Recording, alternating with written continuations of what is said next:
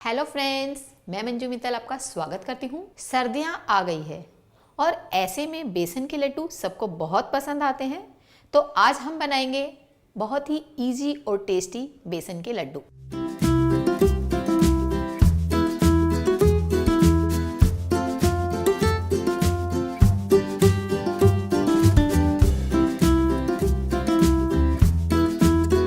अब मैंने ली एक कढ़ाई। ये थोड़ी हैवी होनी चाहिए। मेन हैवी होने का इसका रीज़न है क्योंकि हम बेसन को बहुत हाई फ्लेम पे नहीं सेकेंगे, तो जस्ट सिम गैस पे एंड आपकी कढ़ाई की गर्माहट से वो बहुत ही अच्छे से कुक होता चला जाएगा। तो यहाँ पर मैं ले रही हूँ आधा कप देसी घी। मैंने गैस ऑन कर दी है। 1 कप बेसन। यहाँ पर हमें थोड़ा मोटा बेसन चाहिए होता है, बट कोई टेंशन नहीं है। अगर आपके पास मोटा बेसन नहीं है तो हम यहाँ पर सूजी ऐड करेंगे। इससे आपके बहुत ही टेस्टी लड्डू बनेंगे। तो पहले हम बेसन को थोड़ा गोल्डन होने तक कुक करेंगे। इसे 7 to 8 मिनट्स लग जाता है ऐसे कुक करने में।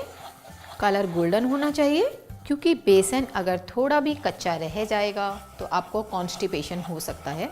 तो बेसन को आपको बहुत ही आराम से कुक करना है। आप इसे स्टर ज़रूर से करेंगे क्योंकि अगर आप इसे स्टर नहीं करते हैं तो एक साइड से आपका बेसन बहुत ज़्यादा कुक हो जाएगा और एक साइड से कच्चा रह जाएगा। बेसन चिपक भी सकता है। अभी मैं देखिए थोड़ी गैस कम कर देती हूँ क्योंकि इसमें से धुआं आना शुरू हो गया है। अब जब हमारे बेसन का कलर लाइट गोल्डन हो गया है तो हम यहाँ पर ऐड करेंगे आधा कप मोटी सूजी। इसे भी हमें 5 मिनट के लिए कुक करना है, लेकिन बिल्कुल स्लो फ्लेम पे। हाई फ्लेम बिल्कुल भी नहीं रखेंगे आप, क्योंकि सूजी बहुत जल्दी सिक जाती है। अगर आपने इसे हाई फ्लेम पे कुक किया तो ये जल जाएगी। आप ये देखिए पूरा बेसन फूल गया है, यानी इसमें थोड़े ग्रेनुलेट्स आ गए हैं और आपका बेसन बिल्कुल पतला नहीं रहा, थोड़ा थिक हो गया है। ये देखिए जी, कलर बहुत ही सुंदर आ गया है।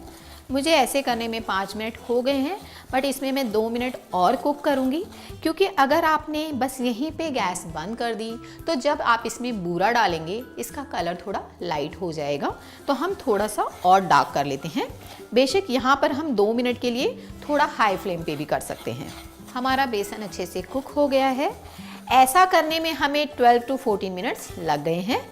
तो अब मैं इसे गैस को बंद कर देती हूँ। 1 टेबल स्पून मैं यहाँ पे गोंद डाल रही हूँ। आप बोलेंगे बेसन के लड्डू में और गोंद? हमारे बच्चे बड़े बदमाश होते हैं, वो गोंद नहीं खाना चाहते। बट अगर उनकी बोन्स को मजबूत बनाना है तो उन्हें गोंद की बहुत ज़रूरी है।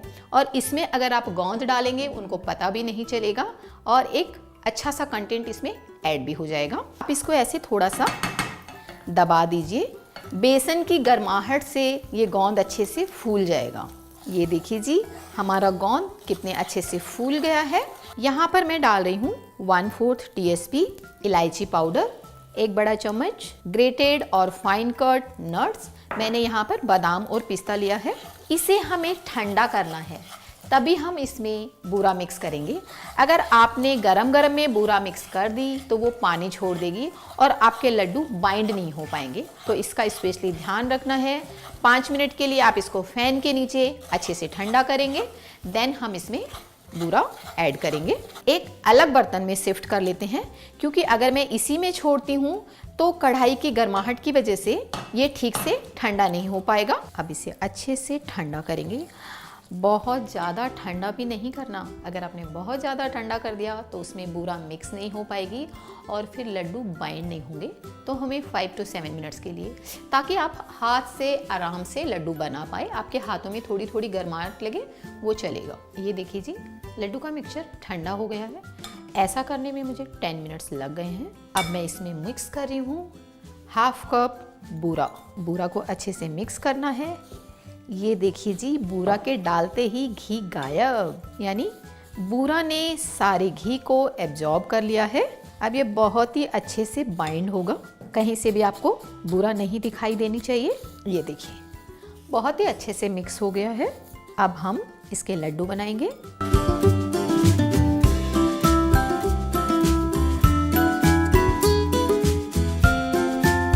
साइज आपके ऊपर है, आप जितने बड़े लड्डू बनाना चाहें।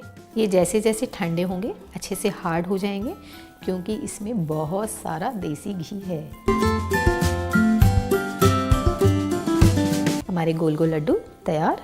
अब हम सारे लड्डू बना के रख लेते हैं।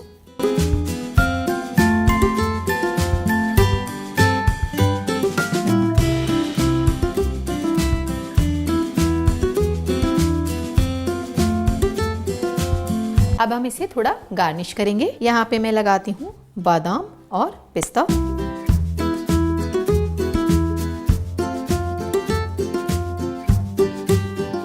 हमारे बेसन के लड्डू तैयार।